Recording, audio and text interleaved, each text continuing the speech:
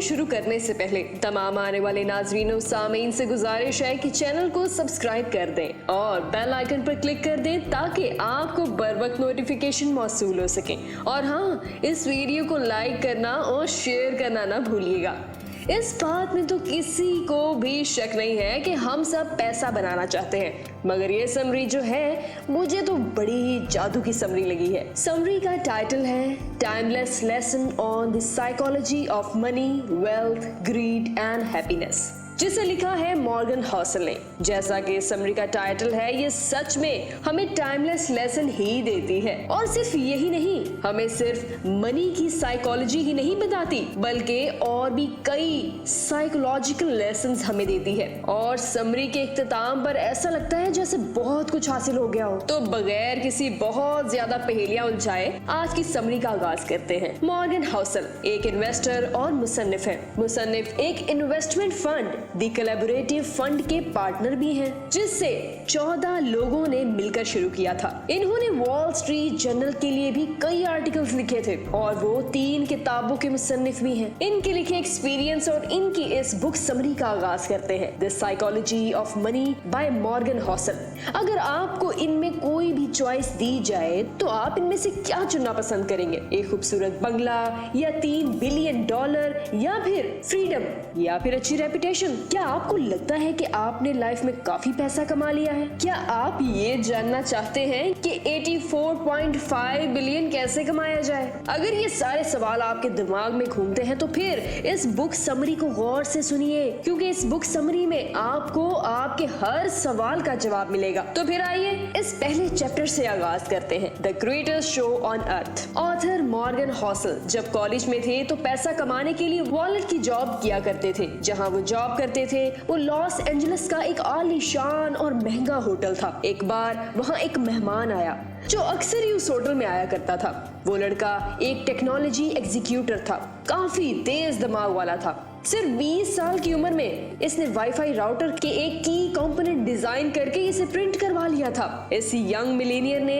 कई सारी tech company start की और बाद में उन्हें बेच दिया। वो काफी कामयाब था, लेकिन पैसे के मामले में उसकी किस्मत ज्यादा अच्छी नहीं चलती थी। वो लड़का जहाँ भी जाता अपने साथ नोटों की गद्दी रखता था और जो भी इसके साथ बात करता इसे वो ये पैसे दिखाता था। वो शराब पीकर बड़ी बड़ी डींगे मारता था। एक दिन इस आदमी ने गाड़ी पार्क करने वाले गार्ड को बुलाया और इसे कुछ नोट देकर पास वाली दुकान में जाने का ऑर्डर दिया। गार्ड को नोट के बदले दुकानदार ने $1000 के सोने के सिक्के दिए। इस यंग टेक्नीशियन ने इन गोल्ड कॉइन्स का क्या किया होगा? इसने वो गोल्ड कॉइन समंदर में फेंक दिए।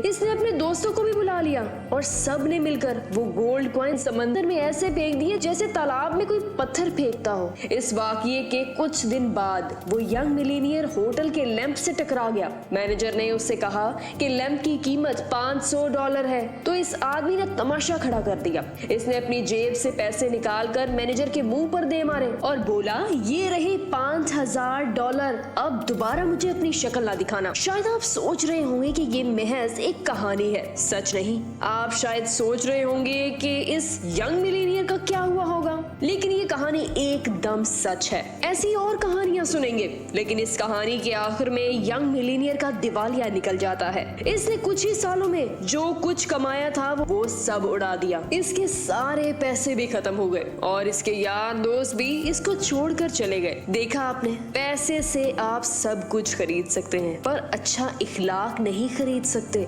चलिए एक कहानी और सुनते हैं। रोनाल्ड रीड एक जैनिटर यानी कि दरबान था। वो एक छोटे से गांव में पैदा हुआ और पला बड़ा था। वो अपने खानदान का पहला ऐसा शख्स था जिसने हाई स्कूल तक पढ़ाई की थी और इससे भी मजेदार बात ये थी कि वो रोज लोगों से लिफ्ट लेकर स्कूल पहुंचता था। रोनाल्ड एक सादा जिंदगी जी रहा था। 25 साल एक गैस स्टेशन पर इसने गाड़ियां रिपेयर करने का काम किया। इसने जेसी बनने में 20 साल तक फ्लोर की सफाई का काम किया। 38 साल की उम्र में रोनाल्ड ने 2 बेडरूम का कमरा खरीदा। इसने वो घर $12,000 में खरीदा और अपनी पूरी लाइफ इस घर में गुजारी। रोनाल्ड की शादी भी हुई पर कोई बच्चा नहीं हुआ। जब वो 50 का हुआ तो इसकी वाइफ चल बसी थी। इसके पड़ोसी का कहना था कि रोनाल्ड की मनपसंद हॉबी लकड़ियां काटना था। जिस दिन रोनाल्ड ने न्यूज हेडलाइन बनाई वो दिन था इसकी मौत का। ये 2014 की बात थी। वो 92 साल का था। रोनाल्ड रीड के पास $8 मिलियन थे। इसने $2 मिलियन अपने 2 सौतेले बच्चों के लिए छोड़े थे और $6 मिलियन एक लोकल हॉस्पिटल और लाइब्रेरी को डोनेट कर दिए थे। अगर आप विकिपीडिया में रोनाल्ड रीड के बारे में सर्च करेंगे तो आपको पता चलेगा कि वो एक चौकीदार, गैस स्टेशन अटेंडेंट, इन्वेस्टर, समाजी कारकुन और मिलियनियर था। लेकिन ये कैसे हुआ? इसमें कोई ट्रिक नहीं है।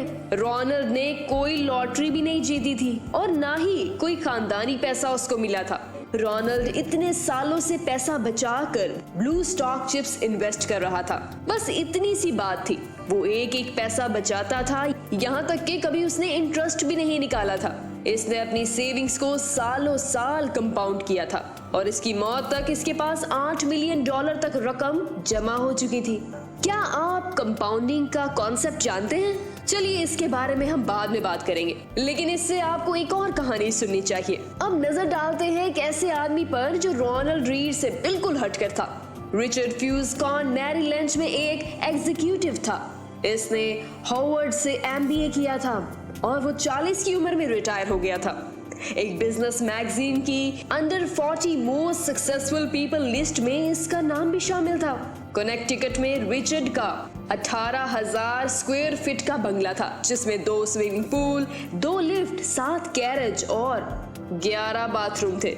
इस बंगले की मेंटेनेंस का खर्चा $90,000 पर मंथ था और इसकी मेंटेनेंस में रिचर्ड ने काफी बड़ा उधार लिया था। लेकिन फिर इसकी किस्मत ने करवट बदली। 2008 में फाइनेंशियल क्राइसिस आया और रातों रात रिचर्ड फुटपाथ पे आ गया।